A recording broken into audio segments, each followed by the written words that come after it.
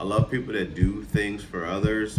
You know what I'm saying? Do things for others, and you don't have to ask them about it. You know what I mean? That's just them showing the kindness of their heart, man. Like it's just so much respect to that, and it really makes you want to like makes me want to help that person even more. How do I remove the suffering in their life? You know what I'm saying? Like when you have people who come around and don't ask for, anything.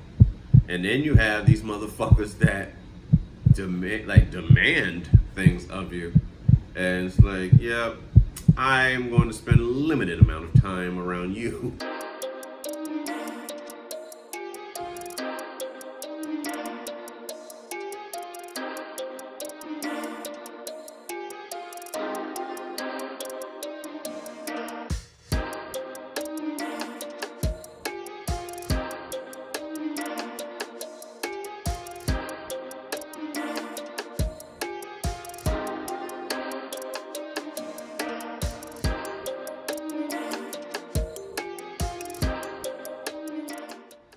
What is one trait that you look for that tells you this person is compatible with you?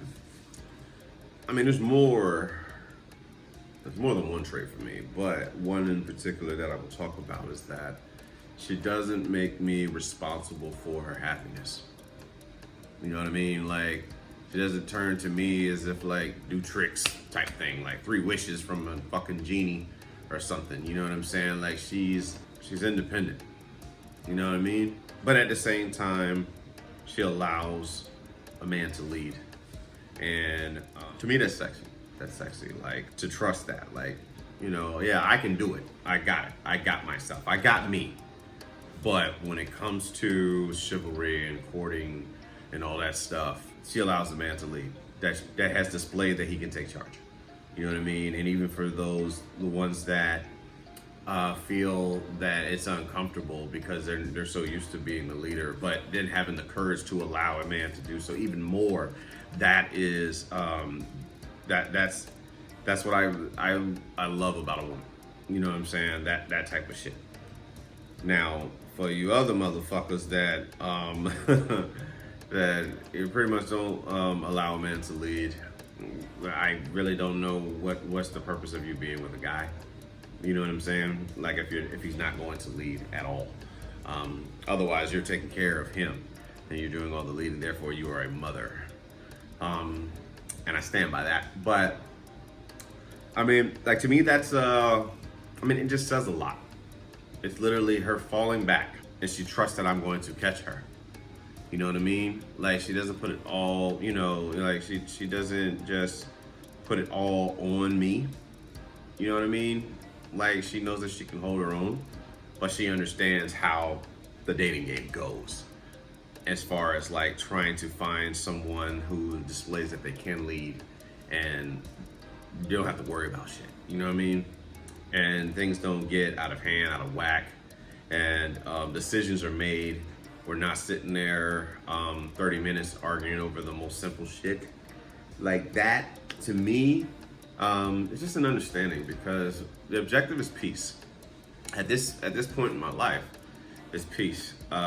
So, like that to me is what I find to be like the most, like I said, one of the traits that you find out of an individual, of a young lady, is like the most compatible with you. Her ability to allow a man to lead. You know what I mean? And trusting that. And trusting them to be creative, to come up with ideas, to actually research what exactly it is that we're going to do, and putting that together. It's the same way she would, you know what I mean?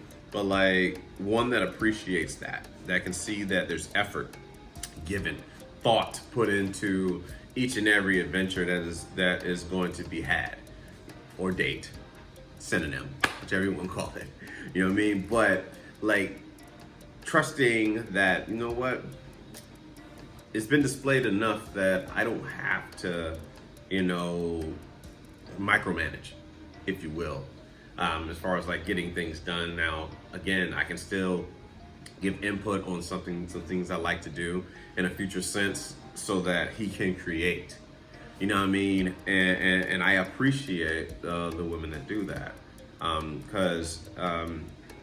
But like a woman that wants to tell me what to do, that's a fucking trigger. I don't do too kindly to that. You know what I mean? I don't like being told what to do, and I don't believe anyone likes being told what to do, in a sense of getting, women may like it, from from a sexual standpoint, being told what to do, or a decision-making standpoint of being told what to do. But, truthfully, I believe that none of us like being told what to do. You know what I'm saying? Like, we don't want our parents telling us what the fuck to do with our lives. We don't want our friends trying to, control what we do because they don't approve of her or him. You know what I'm saying? But we want to live our lives, but being in a position, I'll say as a man, a man in his masculine, having the know-how to decide, like, hey, this is the plan. This is what we're gonna do. We're gonna carry it out, and yeah, this is it.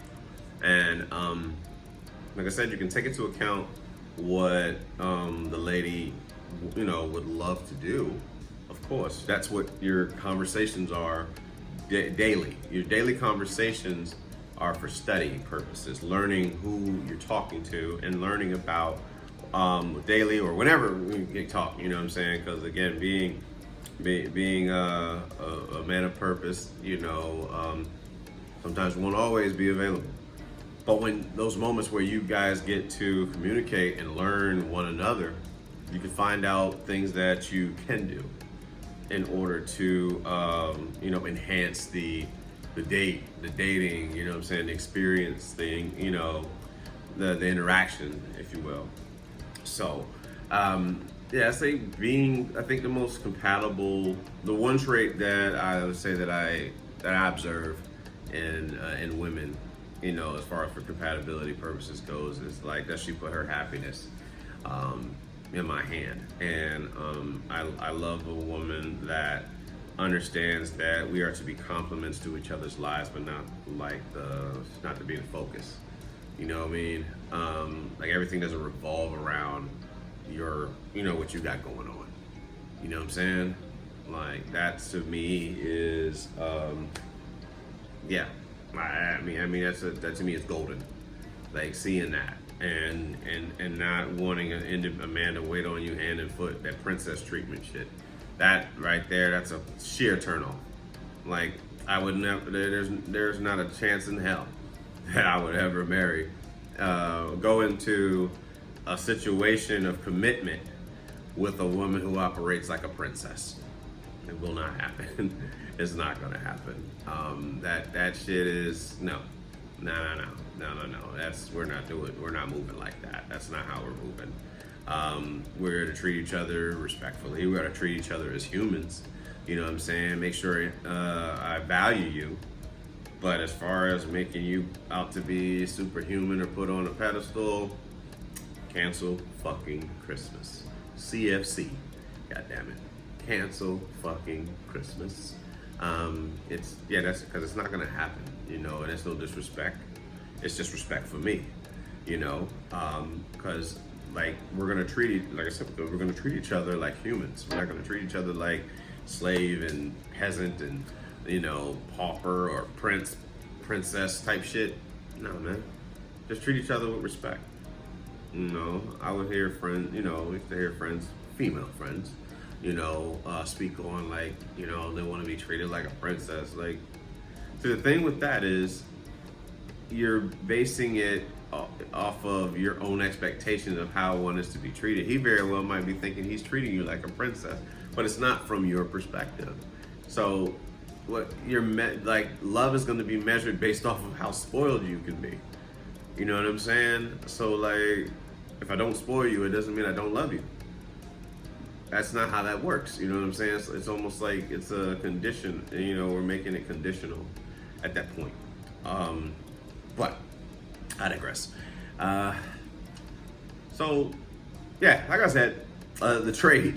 The trait that sticks out to me in my mind when I think about compatibility is She doesn't make me responsible for her happiness. Like, you know what I'm saying? She's independent, but at the same time, she trusts a man to lead.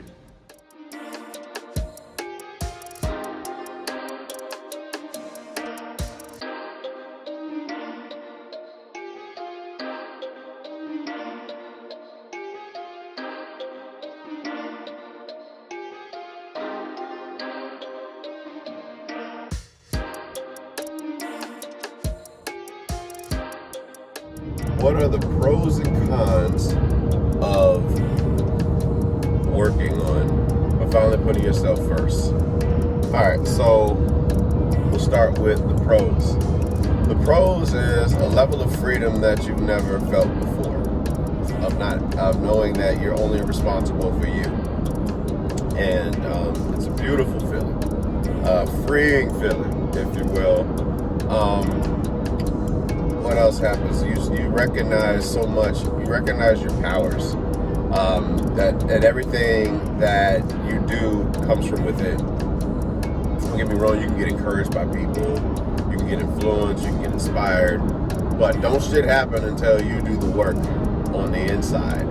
And you stretch your mind. And once the mind stretches, it's unable to go back to the way it was before. And that's the beauty about knowledge. So the more knowledge you get, you're not able to go back from the days where you didn't know. Your mind is just going to expand, and like I said, it's freeing, challenging, at times, and you ask yourself, how did you even get like this? And especially if you're gone from someone who, at one point in time, didn't really know much about life, didn't really take anything seriously. It's such a it's a very freeing feeling to expand your mind, and you see things differently than you ever thought you could before. So I would say that some of the pros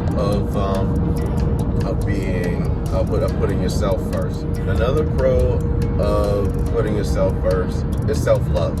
So the better you love yourself, the less damage you'll allow yourself to take from others, as far as like how they want to treat you, how they want to talk to you, and feeling like whether they're family, friends, co-workers that have worked with you a long time, you know how to, like, when you love yourself, you won't allow anybody, you learn to not allow anyone to talk to you sideways. You know what I'm saying? And trust that you're making the best decision, because setting boundaries with people can be uncomfortable. But it's even more uncomfortable when someone's disrespecting you and you don't have the courage to speak up. You know what I mean? Rather than be the uncomfortable one than you. You know what I mean? Like setting the boundary with whoever you need to set the boundary with. It's no disrespect. Setting boundaries is how I love you and I love myself simultaneously. So putting yourself first enough that you're breaking the chains, the cycles, the toxic cycles that you've gone through repeatedly throughout your life. You know what I mean?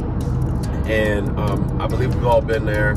I believe some of us were raised in homes that boundaries was not a thing. And boundaries was not a thing. So as far as checking people, whoever was the oldest or whoever was the parent, or the authoritative figure in the home, they could do fucked up shit to you, but you had to bite your tongue.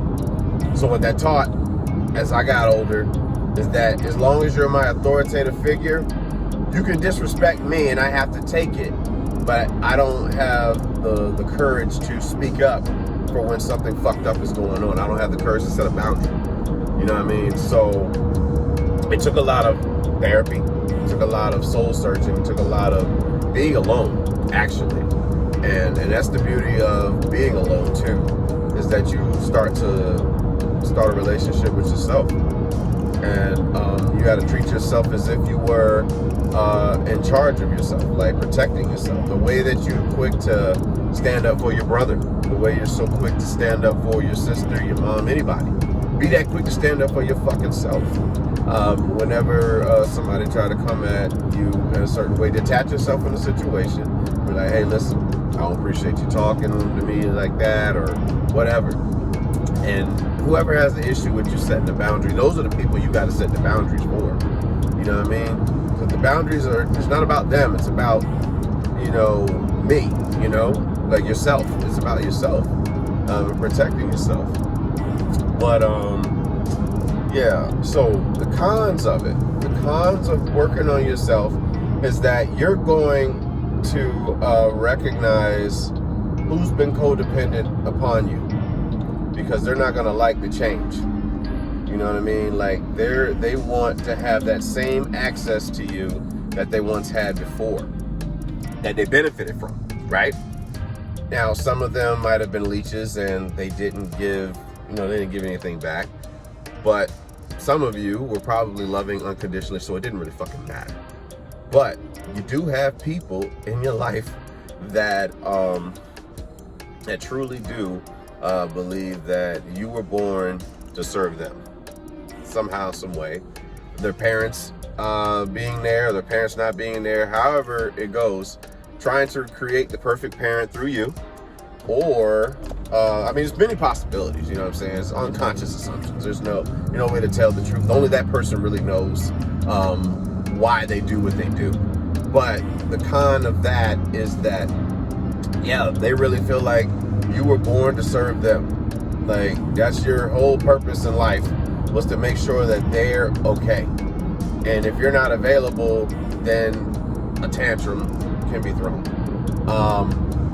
What else, man? A con of putting yourself first is sometimes it pushes people away, and you're gonna be left alone, and you're gonna have to deal with being alone. You're gonna have to learn how to love yourself so that being alone does not feel horrible.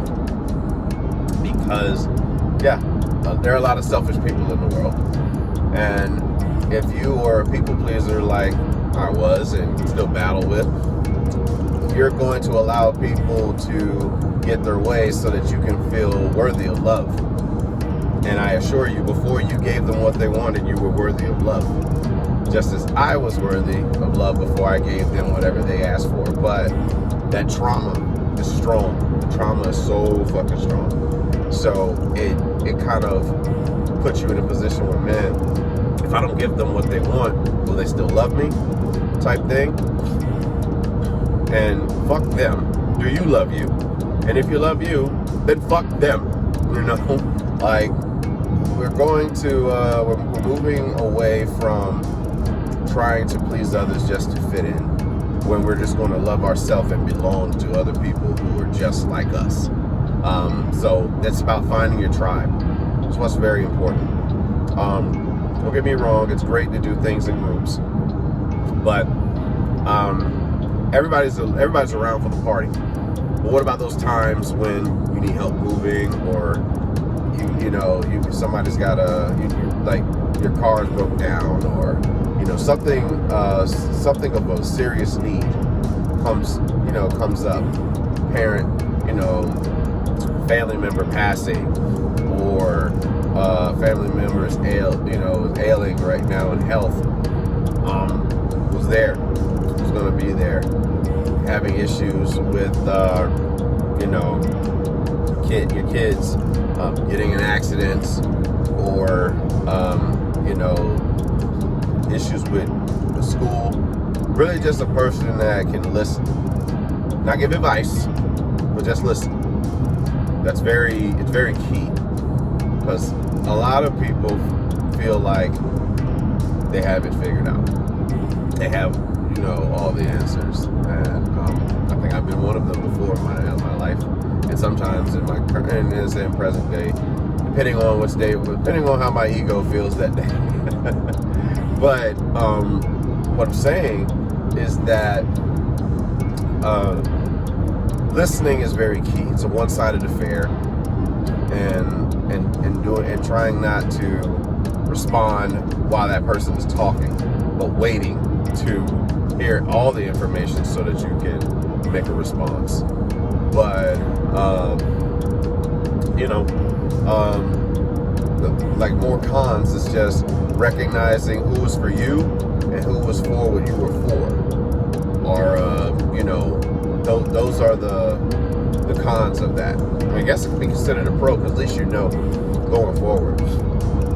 You're going to recognize when you start working on you how many people didn't really give a fuck about you, but what you served them with. You know what I mean? Like anybody that really fuck with you, when you decide to do something for you, they don't make it about them. They encourage you. They want to see you shine. They you know what I'm saying? They don't have to uplift you, but they don't tear you down. Let's just say that. You know what I mean? They're not negative about shit. They essentially just they keep it off of them and they keep it about you. And it's very hard because we've been trained to be focused on ourselves. Just programmed that way in some of our families to just always make some shit about us.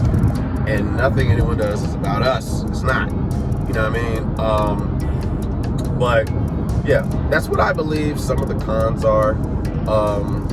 Of putting yourself first, but the pros outweigh the fucking cons all too well. The power that comes with knowledge. Don't worry about who's gonna be there for you.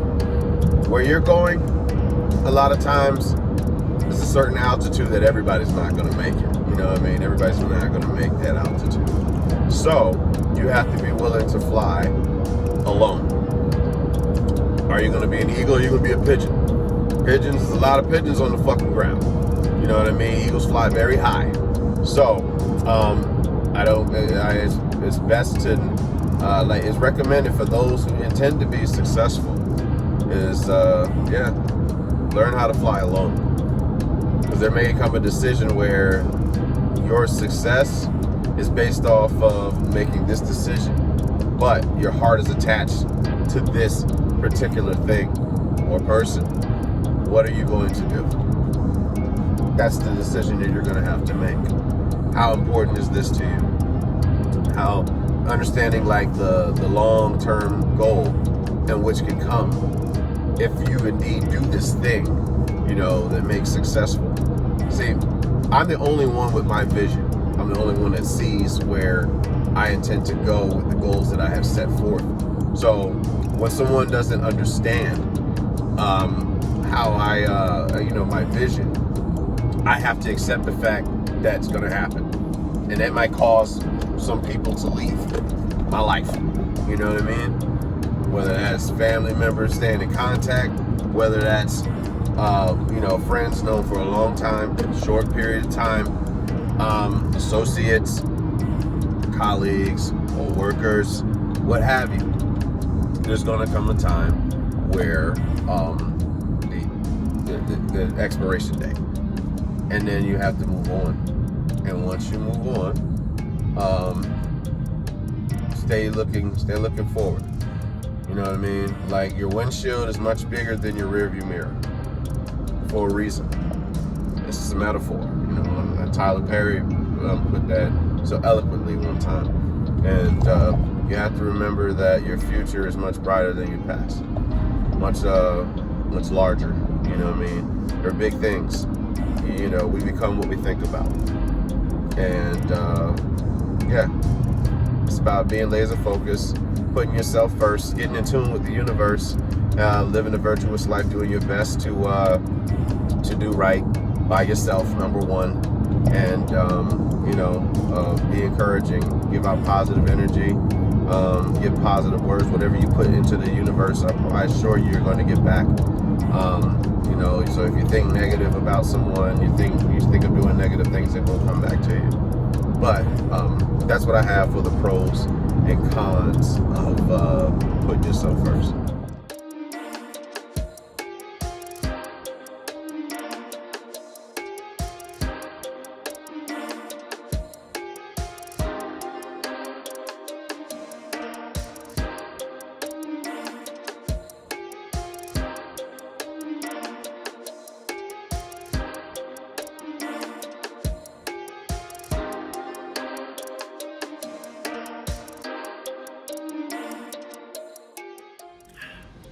Are you happier alone because you enjoy being alone, or because you prefer it to being surrounded by horrible people?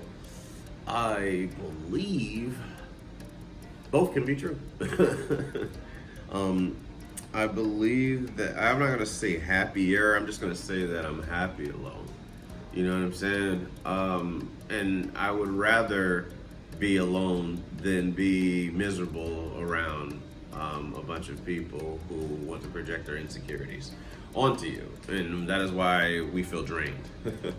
So, but people that take responsibility for themselves, they don't make others feel drained when you're around them. You know, they worry about themselves. They don't look to you as a parent. They're capable of just taking care of themselves. They can engage in conversation. They can get into, you know what I'm saying, they can travel with you, but they don't make anything about you. They don't ask you of anything. You know what I mean? I love people like that.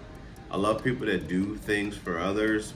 You know what I'm saying? Do things for others, and you don't have to ask them about it. You know what I mean? That's just them showing the kindness of their heart, man. Like, it's just so much respect to that, and it really makes you want to, like, makes me want to help that person even more. How do I remove the suffering in their life? You know what I'm saying? Like, when you have people that come around that don't ask for, you know, anything, and then you have these motherfuckers that demand things of you, and it's like, yeah, I'm going to spend a limited amount of time around you is what you know what I'm saying, is what I think in the back of my mind, like constantly asking for shit. Like, you're very capable of getting your own shit. And so for me, when I'm around that energy, when someone is like, you know, constantly asking something of me, you know what I mean? It's all about, there's nothing wrong with asking for things. I don't want to misconstrued or, you know what I'm saying, be taken out of context. What I'm saying is that they're clearly shit testing you to see how far they can go with asking for shit. Like, just doing something for the sake of doing it, because, I mean, and namely some women, you know what I mean, where they want to see a man just do shit for them. Nah, bro. Like, you're very capable of doing things on your own. Like, don't come with that damsel in distress shit. You're not helpless. You're just as human as the next woman is, or the next man is. You know what I'm saying? But if a man's gonna do something for you, let him offer to do it. But don't make him do shit. You know what I mean? Like, that right there. You know, I don't work for you. I don't work for you. And no, that's not how that's gonna work. You know what I'm saying? It's like setting boundaries with people, man. Like, just enjoy being in the person's presence. Why do they have to work for you in your presence to prove that they care for you? No. They don't have to do that. If you do anything out of the kindness of your heart, great. For me, you know what I'm saying? Like, around me. You know, I definitely am very independent of a person.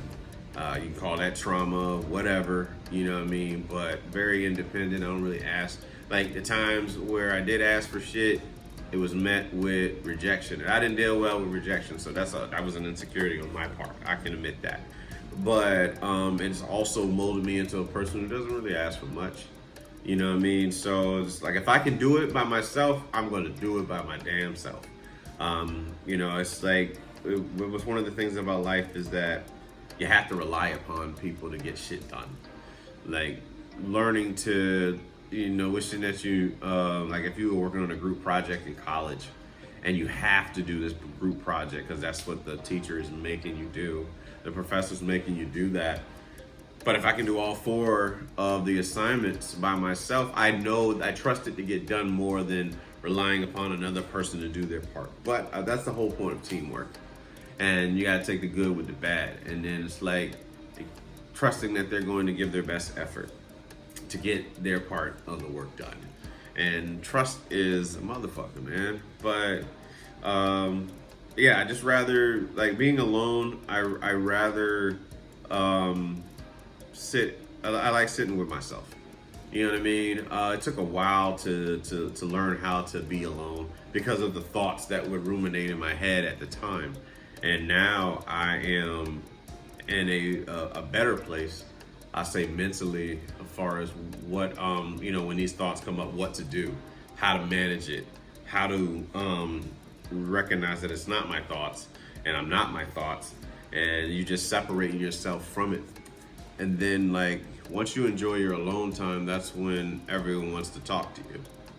That's when everyone wants your attention. That's when they want to be in your presence. And it's strange how that works.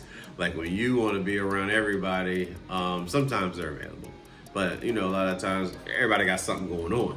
But when you literally find that niche of just being alone, and you're fine being alone, that's when the masses come out, and your phone call, people reaching out through phone calls, text messaging, you know what I mean? And it's just interesting how that works. I'm sure I'm not the only one who has felt that way, but it's just like learning to love your alone time. When you love your alone time, you won't allow anybody to disrespect you in public, whatever, in private, like, because you're fine. You know that you're okay by yourself. There's no question. Like, you know that you're okay. Once you're okay with being alone, you won't allow anyone to disrespect you. You won't allow anyone to take advantage of you.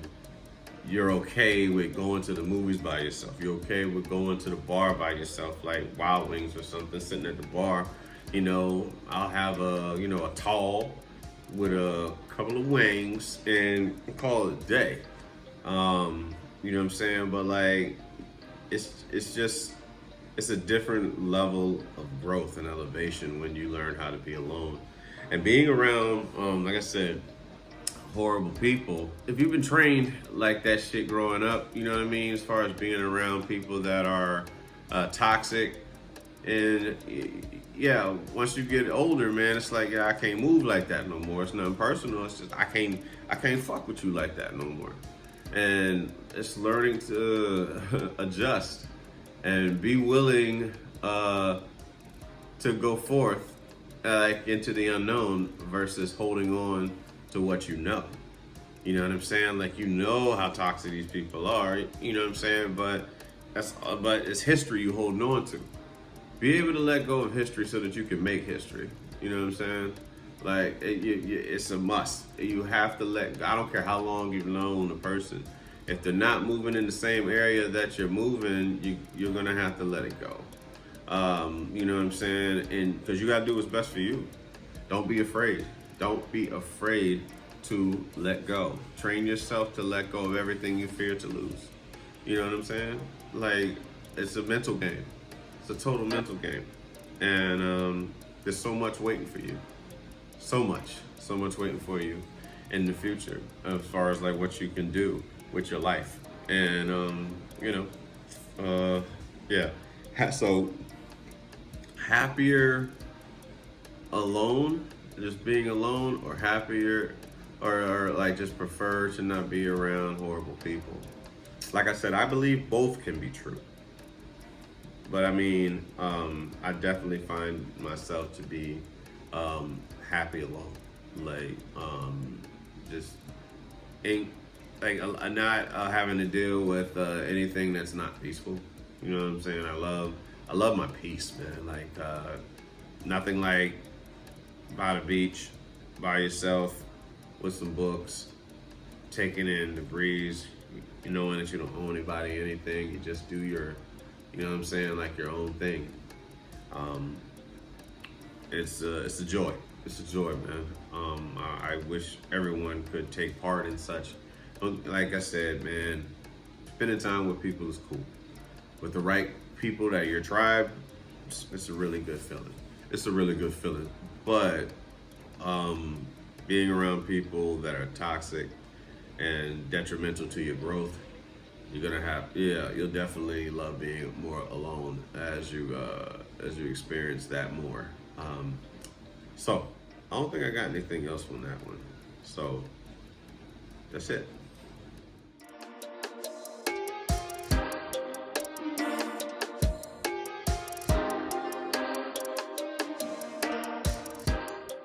We got to spend some time out there on South Beach. One hell of a night. That was one hell of a night walking South Beach. Not sure if anybody has ever walked South Beach like in club hours, but you never know what you're gonna see. You never fucking know what you were going to see out there. But it was a good time. It was like, it was us and, you know, our friends and shit like that. So, you know, it was cool. It was cool. But, you know, I'm giving you the backstory so I can land my plane with this song that's of choice. So, she goes back, you know, flies back to Cali, and we're talking on the phone and whatnot. This is about 2009. So what am I? 24. It's like 24, 25. You know what I'm saying? And we're talking on the phone, and you know, we're just talking. I'm at work. You know what I'm saying? Mid shifts. You know, for those of us that work the late night shift, and there's very few people that are willing to stay up, you know, that late with you. You know, communicate with you, entertain, and all that. But we're just talking. We're talking about like growing up. We're talking about school, and mentioned to me that, and again, I was too young to receive a said gesture, if you will, emotional gesture. But dedicated Lauryn Hill's X Factor.